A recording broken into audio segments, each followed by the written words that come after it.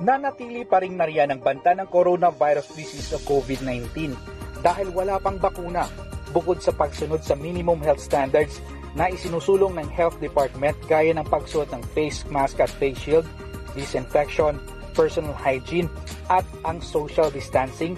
Isa sa mga isinusulong ngayon na pamamaraan para matugunan ang malawakang pagkalat ng sakit ay ang pagkaroon ng mabisang contact tracing system. Kaya isinusulong namin ang mas mabuti at mabisang paraan ng contact tracing. Let's Act Na o ang Local Electronic Tracing System, an application for contact tracing. Ano ang mga features nito?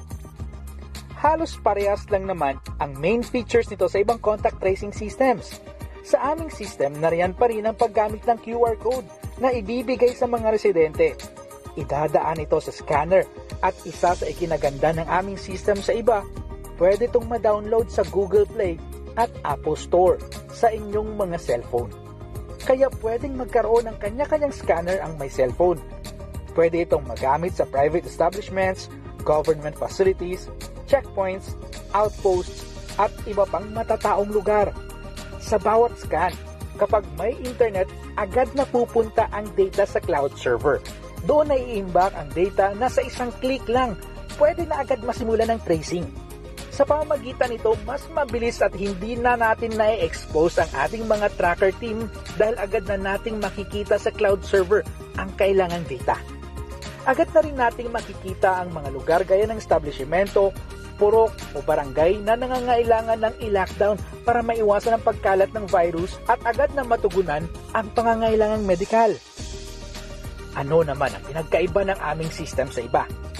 Ang aming system ay kayang mascan ang QR code ng ibang contact tracing provider dahil pwedeng i-download ang aming contact tracing application sa Apple o Google Play ng bawat individual, pwede itong magamit ng mga residente.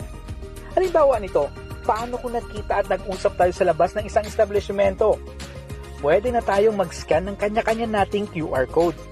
Kaya may personal din tayo na record sa mga nakausap sa labas. At oras na magsagawa ang LGU ng contact tracing, mas mabilis din ang paghanap sa mga nakasalamuhan natin. Ang aming system ay kaya ring ma-record ang paglabas ng isang tao sa isang lugar. Kaya hindi lang ang time of entry niya ang lalabas sa aming system. Pwede rin itong magamit sa mga purok at sa BCCF outposts dahil pwedeng ma-access ang app na ito. Kaya hindi nagagamit ng mano-manong pag-logbook. At kahit walang internet o offline, pwede pa rin magamit ang app na ito. Dahil oras na magkaroon ng internet ang gadget, automatic nang mapupunta ang data sa cloud server. At higit sa lahat, compliant kami sa Data Privacy Act na garantisadong ang kailangang impormasyon lang ang aming ire-record at titiyakin naming confidential ang lahat ng mga na-encode na impormasyon sa system. Ang benepisyo ng app na ito ay maiwasan nating magkasiksikan sa border checkpoint at establishmento. Mapapabilis din ang pagtugon sa mga apektadong lugar. Isa ito sa mga mahalagang gabay para sa pagtugon sa COVID-19 cases. Mas matipid din ito dahil limitado na lang ang kailangang contact tracers at wala na ang logbook sa mga establishmento o purok. Sa registration, maaaring i-download ang app sa Google at Apple Store. Punan lang ang mga kailangang impormasyon bago ito makapaglikha ng QR code. I-save ito sa inyong mga cellphone. Sa mga walang cellphone, pwedeng magbigay ang LGU ng printed copy ng QR code para mascan.